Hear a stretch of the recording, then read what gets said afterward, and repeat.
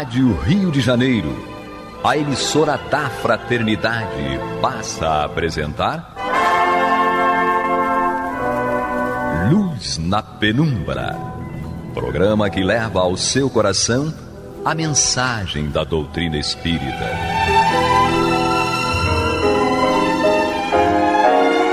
E agora, com vocês, Aloísio Guigino, Fátima Miranda e Eduardo Araújo, para o estudo da obra O que é o Espiritismo, de Allan Kardec. Nosso abraço, amigos ouvintes da Rádio Rio de Janeiro, emissora da Fraternidade. Estamos aqui mais uma vez, eu, Aloísio. Maria de Fátima Miranda. Sim, para darmos continuidade a essa nossa conversa sobre essa obra, O que é o Espiritismo. Nós estamos no capítulo 1, Pequena Conferência Espírita, e entramos agora no tópico Impotência dos Detratores. Então, dentro dessa nossa conversa, chegamos agora com o nosso reforço. Sim. De Eduardo Araújo, que também está conosco nesse nosso encontro. Olá, prezados amigos, uma alegria estar aqui ao lado de Aloísio Guigino, Maria de Fátima Miranda. E de vocês, é claro. Pensei que ia esquecer. Não. Então, nós estamos dando início a esse tópico, Impotência dos Detratores, e aqui nós temos uma primeira pergunta que Kardec coloca como aquilo que dará margem ao esclarecimento que vem em seguida. Então aqui é chamado de visitante, né? Então vem aqui o visitante que diz o seguinte: convenho que entre os detratores do Espiritismo há muita gente inconsciente, como esses que acabais de citar, mas ao lado deles não se encontrarão também homens de real valor, cujas opiniões têm certo peso? Então é uma pergunta que não coloca todos no mesmo patamar. Existem aqueles que são inconscientes e tem aqueles que têm realmente um valor, mas que ainda têm dúvidas, ainda necessitam de maiores esclarecimentos. E Kardec, respondendo a essa questão, nos diz o seguinte: não o contesto. A isso respondo que o Espiritismo também conta com as suas fileiras, em suas fileiras, muitos homens de não menos valor, de não menos real valor. Digo-vos mais, que a imensa maioria dos espíritas se compõe de homens inteligentes e de estudo. Só a má-fé pode dizer que seus adeptos são recrutados entre as mulheres simples e as massas ignorantes, com todo respeito às mulheres, né? Ele continua: um fato peremptório responde, além disso, a essa objeção. É que, apesar de todo o saber, de todo o poder oficial, ninguém consegue deter o Espiritismo na sua marcha. E, entretanto, não há um só dos seus contrários, seja ele o mais obscuro folhetinista, que se não tenha lisonjeado com a ideia de dar-lhe um golpe mortal. Sem querê-lo, todos, sem exceção, concorrem para a sua vulgarização.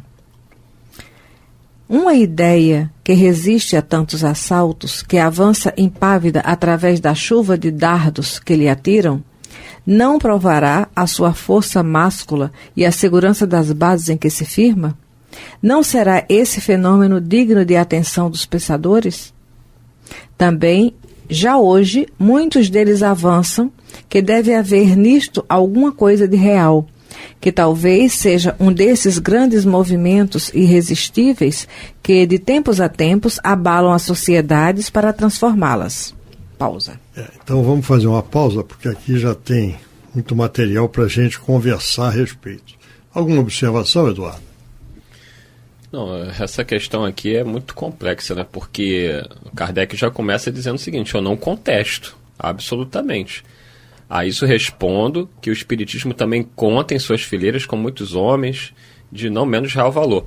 E até a Miranda citou as mulheres, né? Porque naquele contexto da história da humanidade, as mulheres não tinham, né, as possibilidades que elas têm hoje. E olha que nós estávamos falando de Europa. Sim, né, de século França. XIX. Depois do iluminismo, mas Allan né? Kardec, ele foi um dos grandes defensores, né, da igualdade de direitos entre os homens e as mulheres, né? Que isso fique aí bem claro, que ele já defendia isso de forma veemente, mas naquele momento ainda assim as mulheres não tinham a projeção que os homens, né, de saber tinham naquela época, porque elas não tinham as mesmas possibilidades.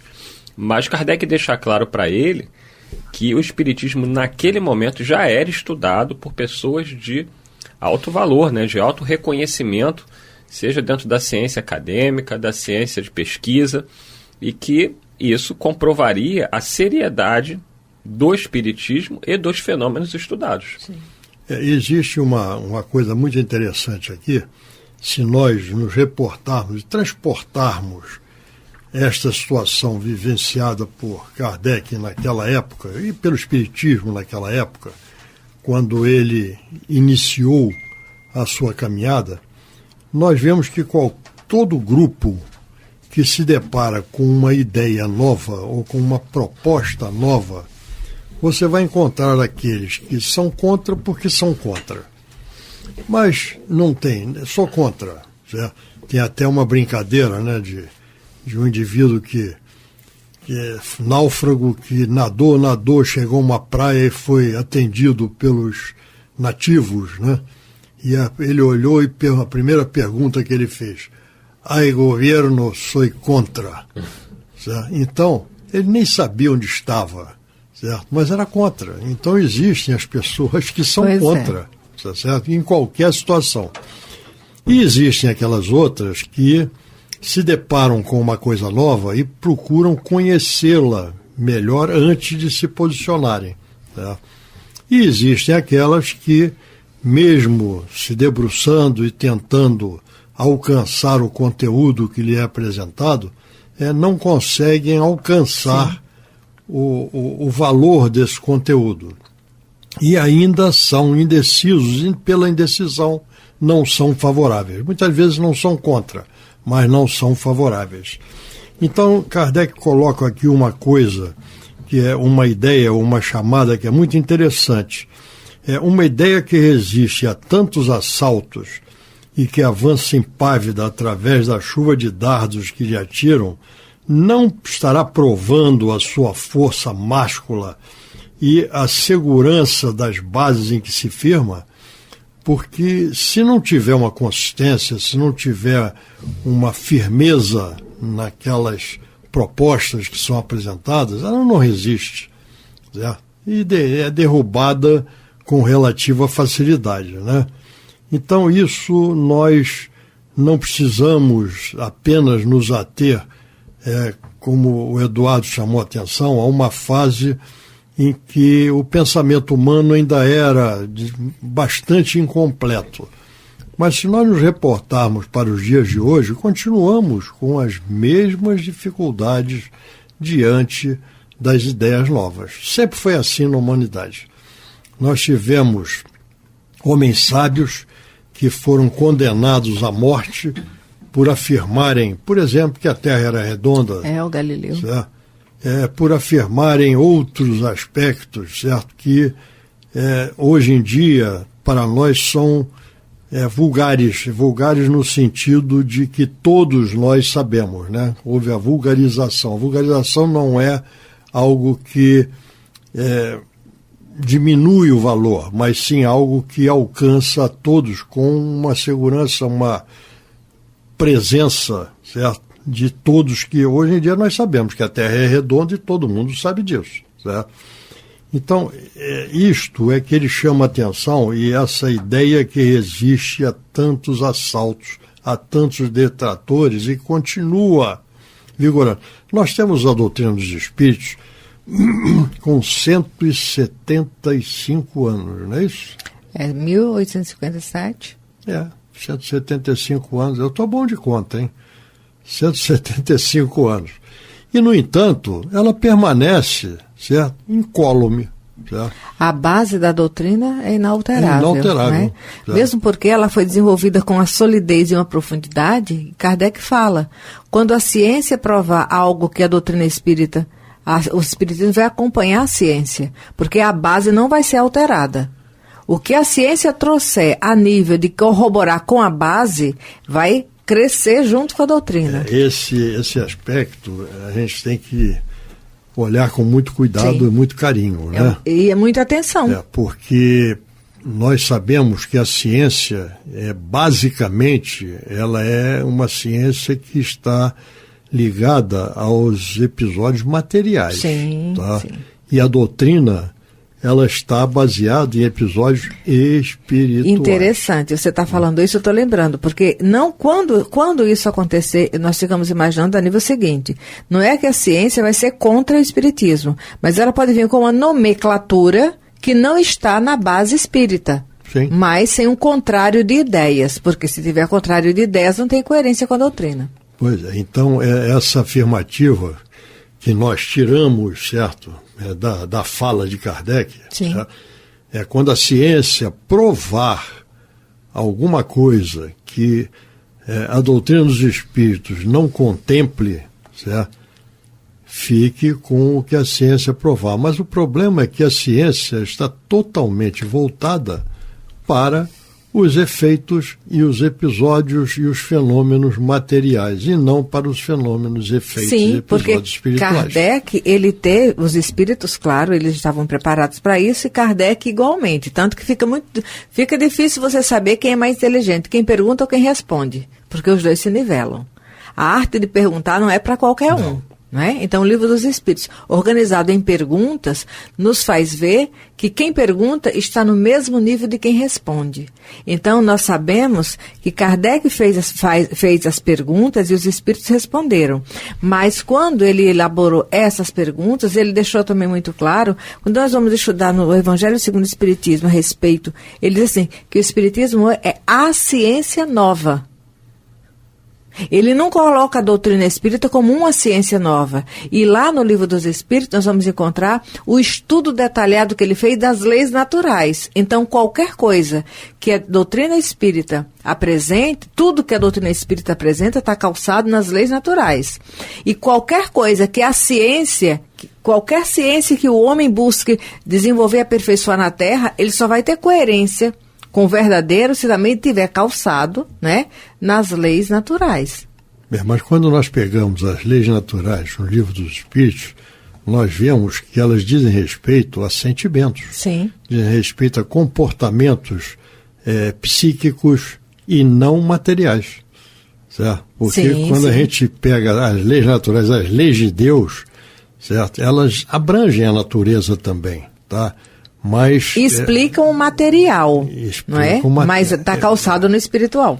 Então, quando a gente fala, ouve, estuda, busca entender a doutrina dos espíritos, nós temos que dar um enfoque sobre o aspecto espiritual. Sim. Porque a doutrina dos espíritos, ela vem com aspectos morais, certo? E não materiais. Mesmo porque o material é transitório. Transitório. E, além do mais, a ciência material, ela, para aceitar um fato, isso aí nós já repetimos aqui em outras ocasiões, mas para aceitar um fato, essa experiência ela pode ser repetida várias vezes quando nós quisermos repetir, e terá sempre o mesmo resultado. Então, isto é a ciência material. Tá certo? Mas quando nós nos reportamos à ciência espiritual, nós estamos lidando com individualidades, nós estamos lidando com pensamentos que são diferentes. E tem livre-arbítrio. E tem o livre-arbítrio, certo? Então, não necessariamente serão repetidas as experiências e, consequentemente, os resultados, certo? Sim. Porque estarão envolvidos aí seres inteligentes com o livre-arbítrio, como você lembrou, certo? Então, é uma ciência diferente, certo? É uma ciência diferente. Então, isso tudo nós estamos falando como um alerta para que nós reflitamos quando nós ouvimos esta colocação. Quando a ciência demonstrar que alguma coisa não está correta na doutrina, Abrace a ciência. Ele falou. Mas que ciência é essa? Pois é, tem que ser essa ciência que trata daquilo que é transcendente. Pois é, do transcendente. É por isso que o Raul Teixeira ele tinha uma fala que dizia assim, que nós temos que ficar atentos para que da nossa parte não venhamos acolchambrar a doutrina espírita, que é fazer certas enxertias querendo calçar naquilo que a doutrina tem como base. É o que é o normal de acontecer, né? Isso aí. Quando nós queremos demonstrar alguma coisa, nós buscamos argumentos que deem respaldo à nossa teoria. É isso aí. Não é bem assim. E na realidade não é assim, porque os espíritos trouxeram revelações que existem muito antes da humanidade terrena e imaginar que um dia teria acesso a ela. Então eu acho que ficou claro esse ponto, né? Vamos em frente? Pausamos onde mesmo? Vamos lá. Nós paramos em transformá-las, Isto se tem dado... Isto se tem dado sempre com todas as ideias novas, chamadas a revolucionar o mundo. Forçosamente elas encontram obstáculos, porque lutam contra os interesses, os prejuízos, os abusos que elas vêm destruir. Porém, não estão nos desígnios de Deus para que se cumpra a lei do progresso da humanidade. Chegada a hora, nada as poderá deter. É a prova de serem a expressão da verdade. Então isso aí é outro ponto que é importante, né? Quer comentar? Porque ele aqui vai lembrando para nós que essas ideias novas, toda ideia nova que tende a revolucionar, não é? Que tende a colocar por terra determinados obstáculos, vai ferir interesses. Inferindo esses interesses, vai se tentar de alguma forma parar a sua marcha, mas isso... Essa necessidade de revolução, até para que o novo chegue, faz parte da lei de progresso. E os desígnios de Deus vai se cumprir, e da lei de destruição. Pois é. Porque a lei de destruição, que é uma das leis naturais, ela tem um significado da transformação. Da desconstrução de coisas que não eram... Não é o aniquilamento. É isso aí. É a desconstrução ou a transformação. Isso mesmo. Então, e a ideia nova, ela sempre promove e provoca oposição. E o novo sempre vem. O novo sempre vem. Porque é a lei do progresso que é inexorável. Certo? E está ligada ao processo evolutivo das reencarnações. Então, Perfeito. É natural que seja assim. Porque o homem, ele migra de um estado para o outro justamente para fazer esse aprendizado. Então, Sexto parágrafo. Essa impotência. A Gênero vai ler? Não, vai lá. Ah, meu Deus. Manda ver que eu tô sem óculos. Ele hoje está sem óculos. Ele não enxerga nada. Esqueci de novo. Meu Deus. Ele não enxerga nada. Tem que arranjar um pendurador de óculos para ele. Esqueci. Vamos lá. Essa impotência dos adversários do Espiritismo prova primeiramente, como já se sabe, que lhes faltam boas razões, pois que as que lhe opõem não são convenientes. Ela dimana ainda de outra causa, que inutiliza todas as suas combinações. Admiram-se de ver o desenvolvimento dessa doutrina, apesar de tudo o que fazem para contê-la, e não podem achar o motivo por não o buscarem onde ele realmente está. Uns creem encontrá-lo no grande poder do diabo, que assim se apresenta mais forte que eles e mesmo mais forte que Deus. Outros no aumento da alucinação humana. Aqui já tem alguma coisa a ser comentado profundamente, né? Que é um diabo que até Deus ele derruba. Que negócio é esse? Existe um estudo muito interessante que a gente recomenda que todos que leiam. Está o capítulo 3 de A Gênese, já, quando ele fala de a origem do mal. Já, capítulo 3 de A Gênese. E ele, Kardec, com o seu bom senso, com a sua versatilidade, a sua lógica, ele coloca o raciocínio com relação a uma tendência que nós todos temos, né? Toda vez que nós nos deparamos com alguma coisa que não nos agrada, nós temos que achar um culpado, tá certo? E esse culpado, no caso aqui da parte espiritual, nada mais é do que o demônio, né? Então Kardec ali desenvolve um estudo que é interessantíssimo, certo? E é totalmente racional e lógico, certo? Porque ele diz, se houvesse um ser tão poderoso certo? Que, quanto Deus, quem o criou? Então, se Deus criou este ser, tem alguma coisa errada. Este ser é mais poderoso, é igual ou menos poderoso que Deus? E vamos por aí. Sabe? Eu não vou desenvolver aqui, porque esse capítulo é interessantíssimo, eu estou só despertando a curiosidade de todos para que leiam a respeito. Mas uma coisa é sempre lógica, é que nós sempre procuramos um culpado fora de nós, das coisas que não nos agradam. Tá? Vamos ouvir aí a palavra do psicólogo, que conhece bem essa questão. Muitas pessoas, né, se surpreendem quando conhecem o Espiritismo. Existe muita ignorância por parte de algumas pessoas, hoje em dia menos, mas ainda existe em relação ao que realmente é o Espiritismo. Há uma confusão, uns acham que misturam com religiões afro-brasileiras, que, claro, nós respeitamos muito, mas são diferentes, né? A Umbanda é Umbanda, o Candomblé é o Candomblé, o Espiritismo é o Espiritismo, tem suas práticas de formas diferenciadas.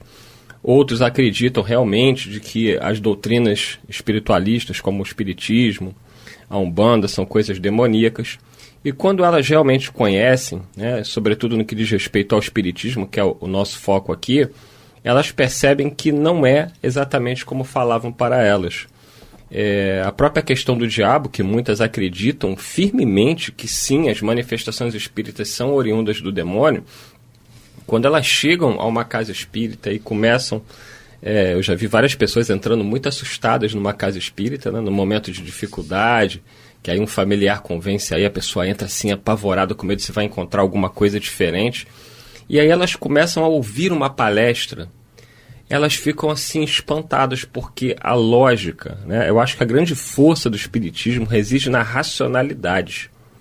Eu já falei aqui de outras vezes, né, uma colega na faculdade de psicologia, ela é ateísta, ela me falou: olha, Eduardo, eu devo confessar a você que, apesar de eu não acreditar em Deus, o que o Espiritismo fala, né, aquilo que vocês defendem, tem racionalidade.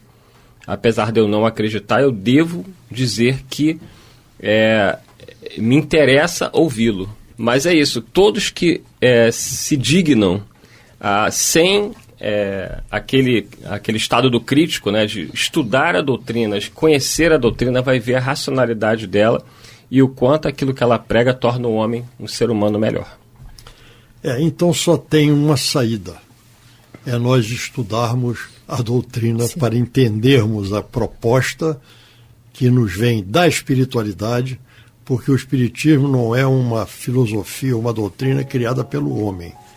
Veio da espiritualidade para dar mais esclarecimentos com relação aos ensinamentos que o Cristo nos deixou. Por isso esse livro, o que é o Espiritismo, é tão importante. E por isso Allan Kardec recomendava ele. Porque a pessoa que não conhece, lendo este livro, ela vai ter uma outra visão sobre o que é o Espiritismo. E esse livro ele foi elaborado justamente para abordar as dúvidas surgidas quando do Espiritismo.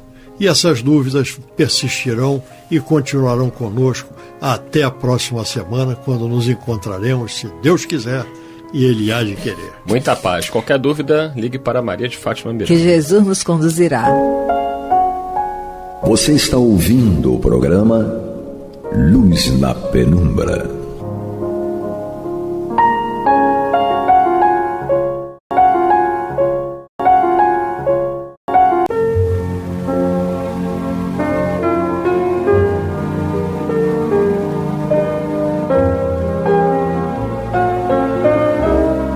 A Rádio Rio de Janeiro está levando ao seu lar e ao seu coração a mensagem consoladora da doutrina espírita, através do programa Luz na Penumbra.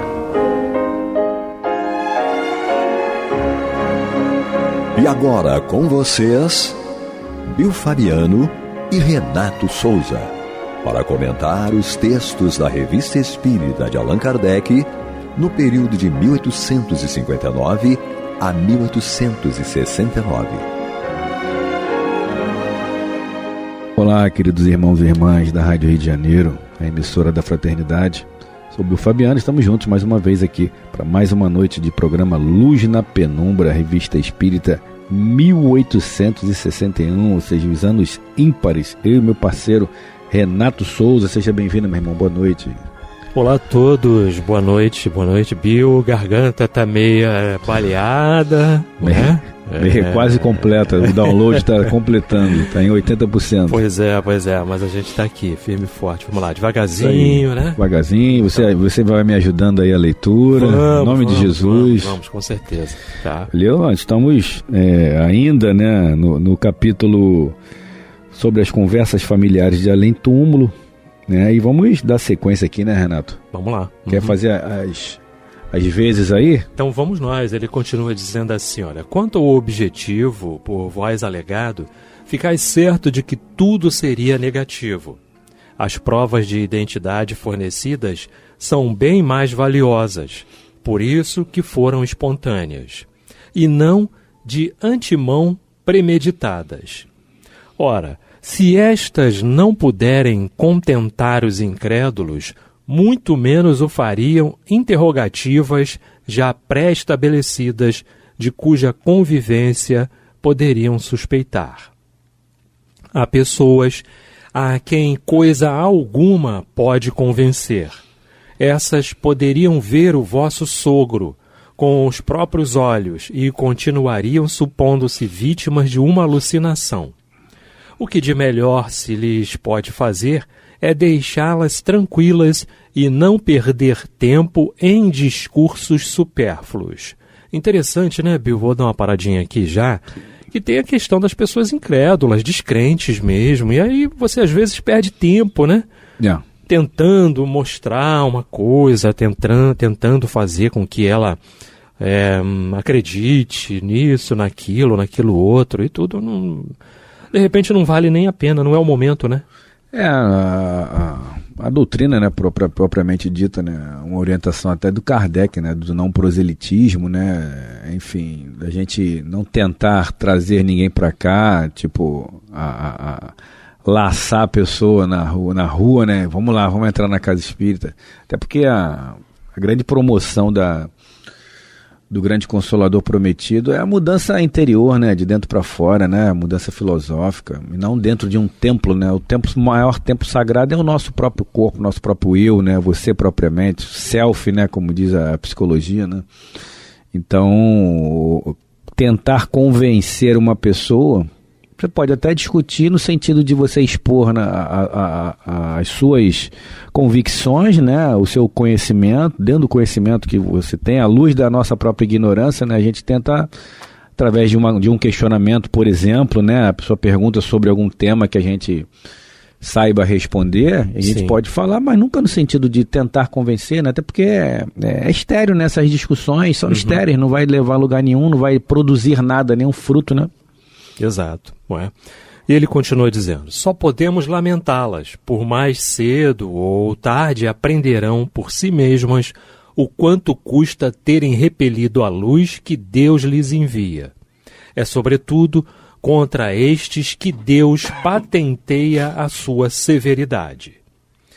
2 palavras ainda, Senhor, sobre o vosso pedido de evocação no mesmo dia em que eu devia receber a carta.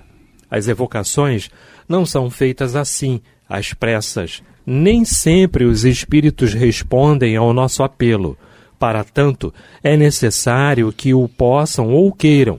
Além disso, é preciso um médium que lhes convenha e que este tenha a aptidão especial necessária. Que esse médium esteja à disposição em dado momento, que o meio seja simpático ao espírito e etc. São circunstâncias pelas quais não podemos responder jamais que importa conhecer quando se quer fazer coisa séria. Interessante, as pessoas pensam, é simples, vai lá, evoca, eu vou lá, eu quero uma carta, você chega lá, eu quero uma carta e sai de lá com uma carta embaixo do braço, e não é assim, né, Bill? Não é assim, com certeza não. A gente tem uma grande frase de Chico Xavier, né, quando ele diz que o telefone toca de lá para cá, né? Então isso nos dias de hoje, isso a gente pode se dar com maior convicção, né? O telefone toca de lá para cá. Nesse sentido aqui do livro, quando ela foi criada, a codificação era digamos, era mais fácil, né? Porque os espíritos, através da própria permissão da espiritualidade maior, estavam ali meio que, entre aspas, à disposição para confeccionarem as próprias obras, né? Então, a espiritualidade permitia isso mais, que se desse mais, por exemplo, com um chamamento. Kardec, por exemplo, eu quero falar com o Renato Souza, vamos ver se... Vamos lá, vem cá, Renato. Às vezes... Vários relatos aqui que o espírito não estava afim de falar, né? Mas tinha que falar. Tinha que falar. Por alguma razão, quaisquer que fossem as razões, ele estava lá à disposição, mas sem vontade. Quer dizer, ou seja, a espiritualidade devia estar ali, precisa falar porque isso. Até porque ninguém está sozinho. E eles também não estão sozinhos. Não, de maneira alguma. Estão ali, até com os próprios mentores ali deles, né? Orientando, tentando orientar pelo menos, né? Tentando acessá-los, né? Mas é isso, Renato, já acabou, já falei demais, já tá coçando aqui. Não, sem dúvida. As coisas funcionam desse jeito, a gente vai procurando compreender que tem uma série de circunstâncias, de situações, engrenagens, né, para fazer com que aconteça. Às vezes não tem o médium ali apropriado naquele momento também, tem tudo isso, né? Sim. Que a própria espiritualidade já sabe que vai... com certeza acontecer. Por isso que às vezes você diz assim, nossa, mas eu recebo às vezes determinadas coisas através do Bill, mas não recebo através do Renato. Claro, questão fluídica, questão sintonia, tem uma série, sintonia, tem tudo, né? Tem tudo isso. E aí ele abre agora um outro item aqui, o Bill. Vamos lá, perguntas e respostas. Questões e problemas diversos. Tá? Número 1, ele diz assim, em um mundo superior como Júpiter ou outro, tem o espírito encarnado a lembrança de suas existências passadas, assim como a de seu estado errante? Resposta: não. Desde que o espírito se reveste do envoltório material, perde a lembrança de suas existências anteriores. E aí a gente lembra que o próprio Evangelho segundo o Espiritismo, lá no seu capítulo 5, Bem-aventurados os aflitos, a gente tem causas das aflições anteriores e causas atuais, né? Das aflições. Temos ali as questões ligadas à reencarnação, que Kardec trata para a gente também, não é? E tudo lembrança do passado. São tudo subitens do capítulo 5 do Evangelho que nos remetem a essa situação. Lógico, o próprio Emmanuel, quando foi indagado sobre as reencarnações dele, ele citou para o Chico as que ele podia citar. Não é? E ele desencarnado. Sim. Né? Ele desencarnado. Nem desencarnado a gente consegue lembrar de tudo, que dirá encarnado. Os espíritos dizem lá no Livro dos Espíritos, eu não lembro agora a questão, né? Se o Renato lembrar, pode falar, que existem as encarnações mais remotas, não há necessidade de você lembrar. Tem coisas que, para que vai lembrar lá quando da sua criação ou nesse ínterim aí, são coisas que realmente não tem sentido algum lembrar, né? Que não vai fazer não vai fazer diferença nenhuma, enfim. Então, simplesmente esquece e não relembra, né? Enfim. Sim, perfeito. Né? E aí ele continua dizendo, entretanto, sendo rarefeito em Júpiter o envoltório corporal, né? Ali o espírito não está mais livre, né? Sim, mas ainda suficientemente denso para extinguir no espírito a lembrança do passado. Opa, né? Legal. E aí ele manda mais uma, olha só. Então os espíritos que habitam Júpiter e que se comunicaram conosco encontravam-se mergulhados no sono? Resposta: certamente. Naquele mundo, sendo o espírito muito mais elevado, melhor compreende Deus e o universo, mas o seu passado se apaga por enquanto, sem o que se obscureceria a sua inteligência. Ele mesmo não se compreenderia. Seria o homem da África, o da Europa ou da América, o da Terra, de Marte ou de Vênus? Não se recordando mais, é ele mesmo, o homem de Júpiter, inteligente, superior, compreendendo a Deus. Eis tudo.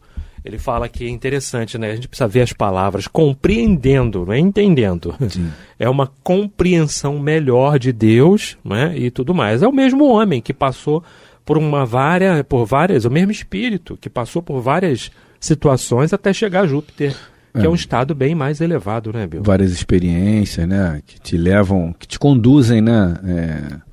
A um estado de superioridade moral, espiritual, né? E te conduzem, obviamente, a esses planetas mais evoluídos, que a vida é mais etérea, né? Menos material, mais sutil, enfim. Faz parte da lei de progresso. Né? Perfeito. Então, tem uma observação aqui em que o Kardec vem dizendo, olha, se o esquecimento do passado é necessário no mundo adiantado como Júpiter, como mais forte razão deve ser em nosso mundo material. É evidente que a lembrança de nossas existências precedentes causaria lamentável confusão em nossas ideias, sem falar de todos os outros inconvenientes já assinalados a respeito. Tudo quanto Deus faz leva o selo de sua sabedoria e de sua bondade. Não nos cabe criticar ainda mesmo quando não compreendamos o objetivo. Aí tem um item número 2, né? Esse número 1, ele foi fazendo uma evocação, trouxe observações, né? E agora tem o item número 2, de alguém que a gente já ouviu falar aí na Revista Espírita em outras... Sim, né? Senhora Eugenie. Isso, em outros programas e tudo mais, né? Então ele vem falando aqui, a senhorita Eugenie, um dos médiuns da sociedade, oferece notável particularidade, de certo modo excepcional, que é a prodigiosa facilidade com que escreve, a incrível prontidão com que os mais diversos espíritos se comunicam por seu intermédio. Há poucos médiuns com tão grande flexibilidade. A que se deve isto? Resposta: deve-se antes ao médium que ao espírito. Este escreveria menos veloz por outro médium, pela razão de que a natureza do instrumento já não seria a mesma. Assim, há médiuns desenhistas, outros são mais aptos para a medicina, e etc. O espírito atua conforme a mediunidade. Deve-se, pois, uma causa física antes que uma causa moral. Os espíritos se comunicam tanto mais facilmente por um médium, quanto mais rapidamente se dá a combinação entre fluidos deste último e os do espírito, mas que os outros ele se presta à rapidez do pensamento, que deve se aproveitar ao espírito, né? Como vos aproveitais de um carro rápido quando estás com pressa. Esta vivacidade do médium é puramente física. Seu próprio espírito não tem nenhuma participação nesse processo. Precisamos dizer agora, Renato, que nós estamos no programa Revista Espírita, ano de 1861. Estamos em fevereiro de 1861. Luz na penumbra. Luz na penumbra. Exato. É isso aí. É interessante esse parágrafo que ele fala da questão fisiológica, né, do organismo físico que é preparado para a mediunidade. Né, Bill? Sim. Que é preparado para tudo isso e tudo mais. E aí tem toda uma predisposição, a gente sabe disso. O espírito traz essa facilidade, né, mediúnica, essa capacidade mediúnica, tá? Traz, com certeza. Né? Mas ela está erradicada onde? No corpo físico. Sim. E é através do corpo físico que ela vai se manifestando. Então, quanto mais o corpo físico for preparado, apropriado para este ou aquele tipo de mediunidade, melhor os espíritos vão se encaixando ali para trazer, não é, as informações. É muito interessante isso, porque é uma faculdade do espírito, mas ela está erradicada no corpo físico. Ela é aflorada no corpo físico, e o corpo físico já é, tanto o corpo físico quanto o perispiritual, já é preparado para aquele tipo de mediunidade que ela vai exercer naquela existência, né? Sim. Então tudo deve se encaixar, nada é aleatório, né? Vamos ali rapidinho, der o que der. Não é assim, né? Tudo é adrede, combinado, adrede de novo na nossa vida. E vamos embora. As qualidades morais do médium não terão alguma influência? Resposta: elas exercem uma grande influência nas simpatias dos espíritos, porquanto deveis saber que alguns possuem tal antipatia por certos médiuns que não é senão com a maior repugnância que se comunicam por eles. Interessante essa questão, São né? Luís, né? Então São Luís deu aqui as respostas, né? Para o Kardec nessa sessão aí, ele perguntando com relação às comunicações e os médiums, né? O instrumento e a espiritualidade. Tá? Perfeito. Agora vamos para um outro item aqui, né? Um outro título que diz o seguinte: Ensino dos Espíritos. Ditados espontâneos obtidos ou lidos na sociedade por diversos médiuns. Ano de 1860, tá? E o Kardec está tratando aqui na Revista Espírita de fevereiro de 1861, ok? A médium é a senhorita Costel, que a gente também já ouviu falar por aqui, tá? Então vem dizendo assim, olha... Falarei da necessidade filosófica em que se acham os espíritos de fazerem frequentes exames de consciência, de darem, enfim, ao estado de seus cérebros o mesmo cuidado que cada um tem com o próprio corpo. Eis um ano terminado. Que progresso trouxe ele ao mundo intelectual? Muito grandes e muitos sérios resultados, sobretudo de ordem científica. Menos feliz, a literatura não recebeu senão fragmentos e detalhes encantadores, mas semelhante a uma estátua mutilada que encontramos enterrada e a admiramos, lastimando o perdido conjunto de sua beleza de outrora. A literatura não oferece nenhuma obra séria. Na França, ordinariamente, ela marcha à frente das outras artes. Este ano foi ultrapassada pela pintura, que floresce gloriosa acima das escolas rivais. Por que essa pausa entre os nossos jovens escritores? A explicação é fácil. Falta-lhes o sopro generoso que inspiram as lutas, a indiferença pesa sobre eles. Folheiam-nos, criticam-nos, mas não nos discutem apaixonadamente como no meu tempo, em que a luta literária dominava quase todas as preocupações. Depois, não se improvisa um escritor, e é um pouco disto que cada um faz. Para escrever, são necessários longos e profundos estudos. Estes faltam absolutamente à vossa geração impaciente, de gozo e preocupada, antes de tudo, com o sucesso fácil. Termino admirando a marcha ascensional das ciências e das artes, e lamentando a ausência de generosos impulsos nos espíritos e nos corações. Quem assina é J.J. Rousseau, que deu esse recado aí. Interessante ele falar que para ser escritor, né, você precisa estudar, você precisa ter um conhecimento, né, Bill? Não dá para sair escrevendo aí, né, a menos que seja realmente uma inspiração muito grande, que você receba mediunicamente, mecanicamente até falando, né? Mecanicamente... digamos que seria mais tranquilo, né? Mas agora, se o espírito for se utilizar da psique do médium, né? Para abstrair alguma coisa do conhecimento do médium, que também isso é importante, né? Que é mais comum, inclusive. Exatamente, que é mais comum. Como é que vai se dar isso, né? Como é que ele vai resgatar palavras de você, conhecimentos de você, se você não os tem ainda, né? Eu lembro até daquela... que o filme do Divaldo mostra, né? Aquela famosa palestra lá em Aracaju, que ele não se prepara, né? Humberto de Campos chega para ele tão delicadamente, né? Enfim, a pessoa tem que se preparar, não adianta, porque os espíritos vão se utilizar da nossa mediunidade, da nossa psique também, porque é uma dupla, né? Aí, uma grande dupla, né? Que há entre o médium, o seu mentor ou aquele trabalhador que estiver com o médium naquele momento ali. Mas o médium precisa dar subsídio, né? Eu lembro até que o Divaldo falava muito, né? Quando, por exemplo,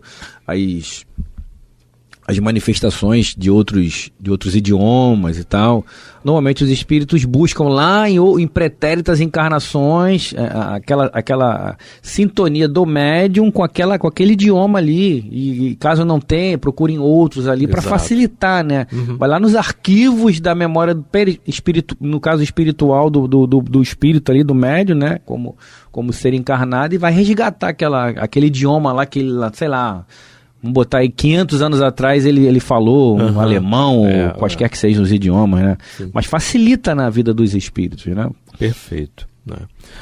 Ele tem uma observação aqui, Bill, ele vai dizendo assim, olha, obtida espontaneamente, prova esta comunicação que os espíritos que deixaram a Terra ainda se ocupam com o que aqui se passa e que lhes interessa, e seguem a marcha do progresso intelectual e moral. Não seria das infinitas profundezas do espaço que iriam fazê-lo. Para tanto, é preciso que estejam entre nós, em nosso meio, como testemunhas invisíveis daquilo que aqui se passa. Esta comunicação e a seguinte foram dadas na sessão da Sociedade em 28 de dezembro, em que se havia tratado do ano que findava e do que ia começar. Consequentemente, veio a propósito. Ele vai tratar agora de uma comunicação do ano de 1861, não é? A gente vai iniciar a leitura aqui, tá bom? Estamos quase no final do programa, mas vamos iniciar a leitura, depois a gente... Pequena parte aqui de São Luís aqui. Eu ia falar, vamos iniciar a loucura, né? Quase que sai. Mas, Freud explicando. Meu Deus do céu, né? Mas aí eu consertei na hora, leitura. Opa! Vamos lá. O ano que termina, né, viu progredir sensivelmente as crenças no espiritismo. É uma grande felicidade para os homens, porque os afasta um pouco das bordas do abismo que ameaça tragar o espírito humano. O ano novo será ainda melhor, porque verá importantes mudanças materiais, uma verdadeira revolução nas ideias e no espiritismo. Não será esquecido, crede-o bem. Ao contrário, a ele se agarrarão como a tábua, né, de salvação. Rogarei a Deus para abençoar vossa obra e fazê-la progredir. O Espírito São Luís, mais uma vez, se manifesta, traz uma informação a respeito de toda a movimentação do ano de 1861, não é? Ele tem uma observação aqui que diz assim: numa sessão íntima, outro médium recebeu espontaneamente sobre o mesmo assunto a seguinte comunicação: o ano que vai iniciar traz em seus recônditos as maiores coisas. A reação vai cair violentamente na armadilha que preparou. Por que pensais que a terra se cobre de estradas de ferro e o mar se entreabre à eletricidade, senão para espalhar a boa nova? O verdadeiro, o bom, o belo serão, enfim, por todos compreendidos. Não vos canseis, pois, verdadeiros espíritas, porquanto a vossa tarefa está marcada na obra da regeneração. Felizes dos que souberem realizá-la. Então, quem está assinando a mensagem é Leon J. Reticências, irmão do médium. Tá? Exatamente. Vamos parar aqui, falta um minuto, né, Bill? E aí, uma coisa que me chamou a atenção aqui foi a questão da regeneração. Quer dizer, a regeneração já estava começando lá atrás. Já tem... Desde séculos atrás, né? Desde séculos atrás. Não é agora, né? Não tem nada agora. Foi lá atrás que ela já estava começando. Muito legal isso, tá vendo? E a gente vai compreendendo o papel da doutrina espírita, o nosso papel como divulgadores, como promulgadores, né? Da doutrina, do evangelho e dos ensinamentos.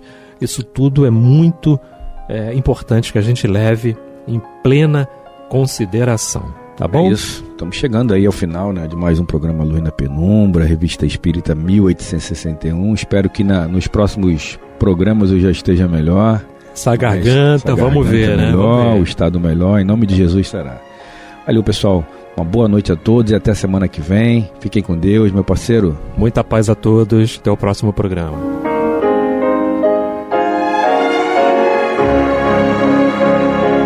E vamos ouvir agora a prece de encerramento de nosso programa, na voz de Geraldo de Aquino.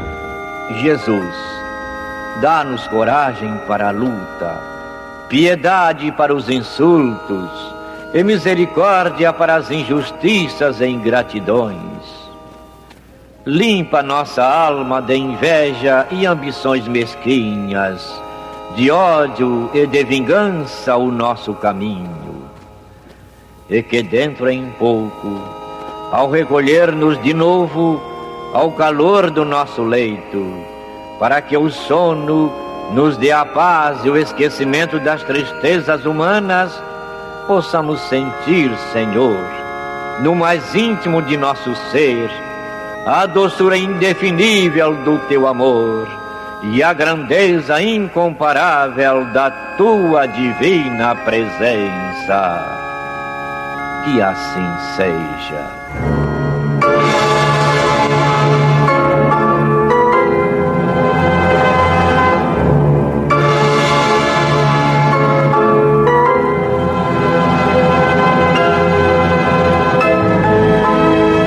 Acabamos de apresentar o programa Luz na Penumbra, que voltará a ser apresentado na próxima segunda-feira, às 21 horas, nesta emissora.